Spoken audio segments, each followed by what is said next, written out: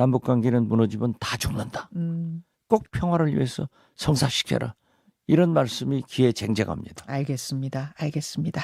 이 두 가지 쟁점이 6.25를 맞아서 좀 떠올랐고 얘기 나온 김에 국민의힘 전당대회에 이어서 얘기 나눠볼까요?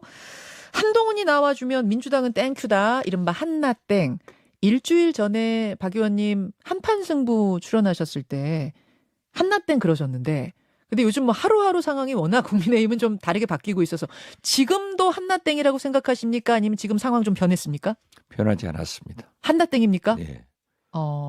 아니 그런데 어제 우상호 의원이 한동훈 예. 전 비대위원장은 예. 실패한 사람이에요.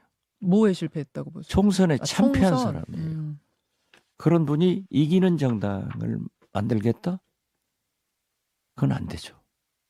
그리고 지금 저는 국민의힘 내에서 약간의 지지를 받고 있지만은 결국 윤석열 대통령 비윤의 길을 가고 갈등을 가지고 가고 민심을 쫓아가는 것은 잘하고 있다고 봐요. 그렇지만은 윤석열 대통령의 임기는 3년이 남았고 네. 장악을 하고 있고 또 후보를 다변화하잖아요. 원희룡, 나경원, 윤상현. 네.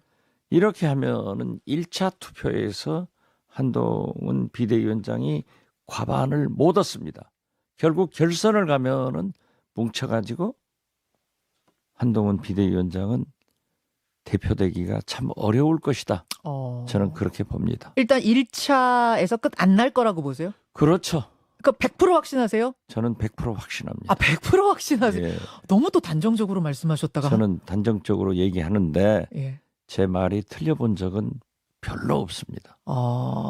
갈 수밖에 없다. 한동훈 비대위원장이 예. 최상병 특검이나 예. 오늘 아침 모모한 일간지의 인터뷰 내용을 보면은 전향적이에요. 네. 특히 김건희 특검에 대해서도 지금까지 반대 입장인데 오늘 아침에 보면은 상당히 전향적으로 나갔고 뭐라고 발언했어요? 제가 그걸 체크를 못했는데. 소환. 소환해야 된다. 네, 소환해야 된다. 음. 그리고 이 도이치모터스 이런 것도 봐야지만은 디올백 문제는 지금 수사 중이지 않냐 하는 식으로 완전히 반대를 하지 않고 있다고요.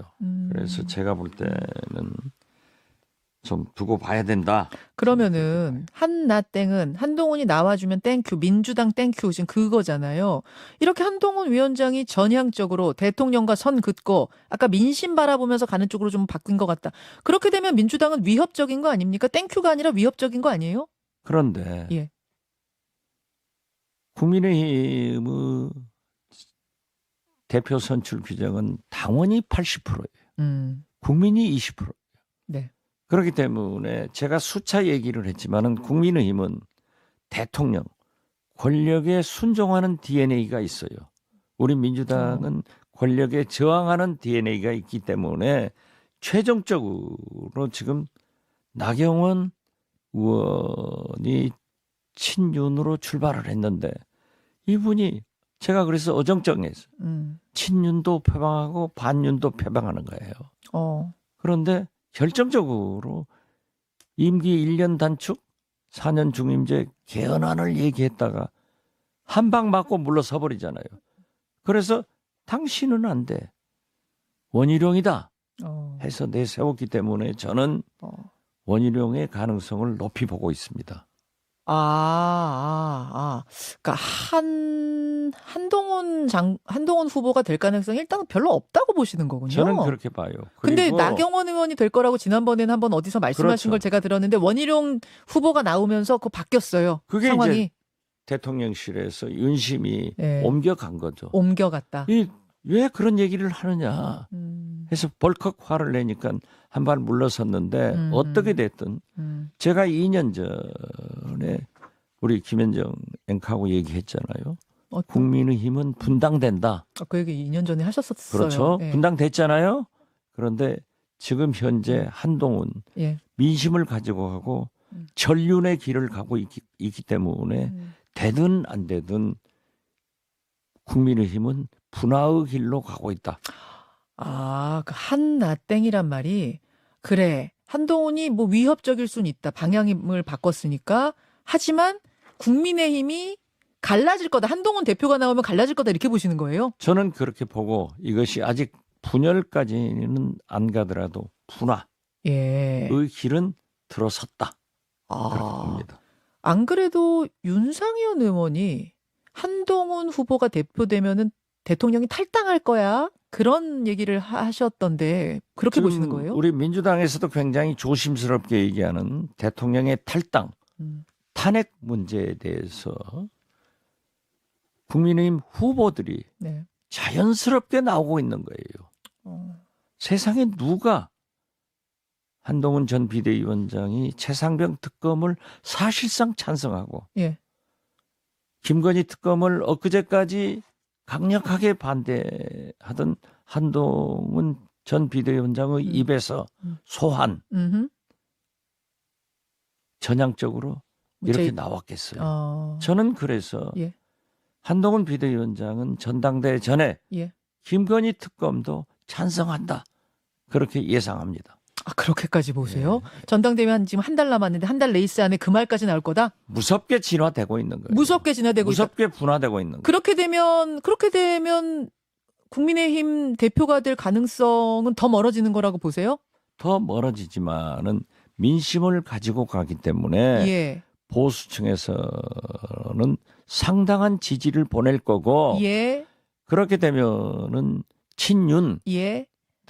대통령과 중심으로 해서 분화될 수 있다. 아, 그렇게 해서 시나리오가 분화 시나리오가 흘러가는 거라고 보시는 그렇죠. 거군요. 그래서 그러니까 결국 저를 갈라질 매일 거다. 불러야 된다니까요. 그러면은 대선 전에 두 개의 당이 나올 수 있다는 거예요? 아니 분열까지는 가지 않을 거예요. 분당까지는 아니다. 분화가 되기 시작하면은 예.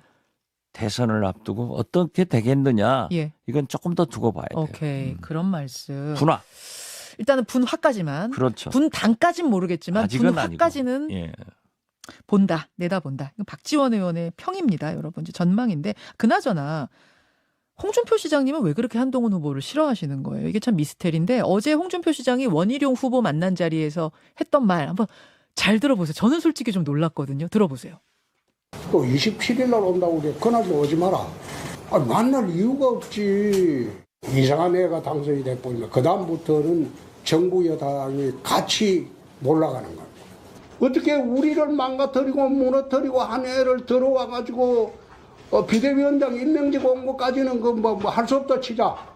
근데 선출직까지 나와가지고 만약 그 뽑아준다면 이 당에 해체해야 돼. 이 당은 전 가치가 없는 당이야. 원장관이 나오셔서 참 고마워요. 진짜 고마워. 아니 그냥 어린애 정도가 아니라 이상한 애. 뭐 우리를 망가뜨리네. 야 이거 너무 세지 않아요? 홍준표 시장의 저 발언을 잘 들어보면은 윤석열 대통령은 절대 타치하지 않잖아요. 네. 비대위원장을 임명한 게 누구예요? 윤석열 대통령이요. 비대위원장이 잘못했다고 비난하는 것은 하면서 네. 그러면 비대위원장을 잘못 임명했다라고 지적을 해야 되는데 그건 할 수 없다 하더라도 저 애들이 하고 하잖아요. 네. 저 보통 분이 아니에요. 그러니까 홍준표 시장은 손가락이 바빴는데 이제 전당대회를 앞두고 입까지 바쁜 거예요. 여기를 의식해서 오세훈 서울시장이 내놓은 게 꾀를 내도 죽을 꾀를 내놓은 거예요. 아 태극기가 그래서 나왔다? 태극기 나온 거죠. 경쟁 의식에서 나온 거예요? 그렇죠. 그렇게 또 흘러간. 아니 근데 홍 시장님은 뭘 저렇게까지 싫어하실까? 왜냐면 같은 당인데 당의 대선배가 후배 정치인한테 저렇게 대놓고 디스하는 걸 그것도 줄기차게 하는 걸 저는 본 적이 없어요. 왜 그렇게 싫어하신다고 보세요? 해석을? 대통령 후보의 홍준표 시장은 목표